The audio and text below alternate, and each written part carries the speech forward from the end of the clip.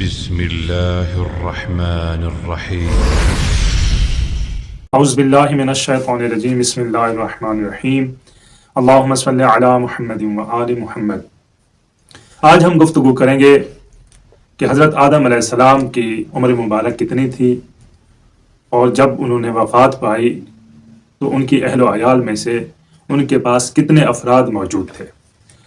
خداوند متعال نے حضرت آدم علیہ السلام کو، جو ہمارے پیارے نبی ہیں، جو ہمارے پہلے نبی ہیں، وہ مقام عطا کیا کہ حضرت آدم علیہ السلام کی خلقت کے بعد خداوند متعال نے انہیں اپنا خلیفہ منتخب کیا اور ملائکہ سے کہا کہ اس کو تعظیماً سجدہ کرو، مسجود ملائکہ بھی بنے، دنیا کی نعمتیں بھی دی اللہ تعالیٰ نے، جنت کا نظارہ بھی کرایا، جنت میں بھی کچھ عرصہ رہے۔ پھر اللہ تعالیٰ نے صاحب اولاد فرمایا، اتنی کثیر اولاد عطا فرمائی کہ پورے عالم میں جو کچھ آج انسانیت بستی ہے، انسان بستے ہیں، وہ حضرت آدم علیہ السلام کی اولاد ہیں، چاہے کوئی مانے یا نہ مانے، لیکن تمام انسان ابو البشر حضرت آدم علیہ السلام کی اولاد ہیں۔ اللہ تعالیٰ نے حضرت آدم علیہ السلام کی توبہ بھی قبول فرمائی، پھر آگے جنت میں جانے کا وعدہ بھی کیا۔ جب حضرت آدم علیہ السلام کی عمر مبارک تمام ہونے لگی تو اللہ تعالیٰ نے جبرائیل کو وحی دے کر بھیجا، فرمایا جبرائیل جا کے میرے خلیفہ سے کہو، آدم سے کہو کہ تمہاری عمر مبارک تمام ہو چکی ہے، اب جو آثار، جو اسماء حسنہ کا علم ہم نے تمہیں عطا کیا تھا وہ اپنے جانشین کو، اپنے وصی کو عطا کرو اور وصیت کرو، کیونکہ آپ کی عمر مبارک اب تمام ہو چکی ہے۔ تو جب یہ وحی لے کر فرشتہ زمین پر آیا تو اس وقت حضرت آدم علیہ السلام کی عمر مبارک، یعنی وقت وفات حضرت آدم علیہ السلام کی عمر مبارک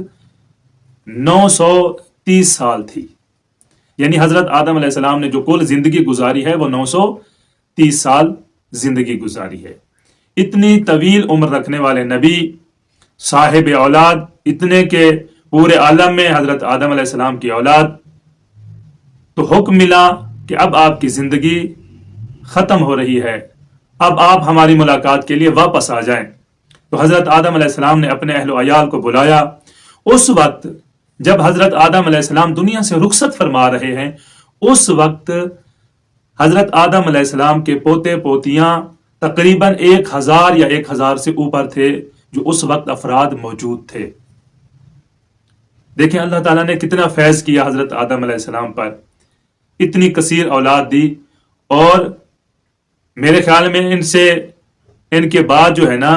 کوئی ایسا دادا نہیں ہوگا جنہوں نے اپنی زندگی میں اتنے پوتے پوتیاں دیکھی ہوں۔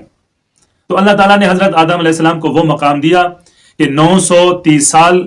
زندگی گزارنے کا موقع دیا، 1000 یا 1000 سے اوپر اولاد، پوتے پوتیاں بھی دیں، پوری ایک فیملی تھی۔ لیکن اس کے بعد نتیجہ کیا ہے انسان کی زندگی کا؟ موت ہے۔ موت ایک ایسا امر الہی ہے جس سے انبیاء بھی نہیں بچ سکتے، یہ موت انبیاء کو بھی اپنے ساتھ لے جاتی ہے۔ تو حضرت آدم علیہ السلام کے پاس جب وحی آئی تو حضرت آدم علیہ السلام نے اپنے پاس جو میراث اللہ نے ان کو علمی میراث دی تھی وہ اپنے جانشین، اپنے وصی حضرت شیس علیہ السلام کے پاس منتقل کرتے ہیں، ان کو تعلیم دیتے ہیں۔ اب یہاں پر حضرت آدم علیہ السلام اپنی مرضی سے حضرت شیس علیہ السلام کو اپنا جانشین نہیں بناتے، بلکہ اللہ کے حکم سے حضرت شیس علیہ السلام حضرت آدم کے وصی بنے، اور حضرت آدم علیہ السلام نے اپنی تمام علمی میراث اور جو بھی میراث تھی وہ حضرت شیس علیہ السلام کو دی، اور اپنی تمام باقی اولاد کو، پوتے پوتیوں کو، سب کو یہ وصیت اور نصیحت کی کہ میرے بعد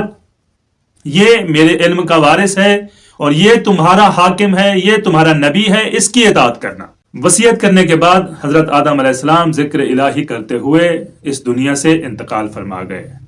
جب حضرت آدم علیہ السلام کا انتقال ہوا تو جبرائیل ایک فرشتوں کی فوج لے کر، ایک فرشتوں کا جوک لے کر، دستے لے کر زمین پر اترا اور حضرت آدم علیہ السلام کے لیے کافور بھی لایا، حضرت آدم علیہ السلام کو غسل کفن بھی دیا۔ جب غسل کفن ہو گیا تو حضرت شیس علیہ السلام نے جبرائیل سے کہا کہ اے امین اللہ،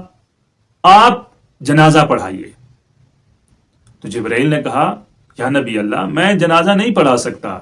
ایک معصوم کا جنازہ دوسرا معصوم پڑھاتا ہے، ایک نبی کا جنازہ دوسرا نبی ہی پڑھا سکتا ہے، ایک حجت خدا کا جنازہ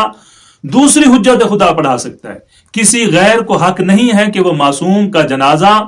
کوئی غیر معصوم پڑھائے۔ میں نہیں پڑھا سکتا حضرت آدم علیہ السلام کا جنازہ، آپ کو حق ہے کہ آپ حضرت آدم علیہ السلام کا جنازہ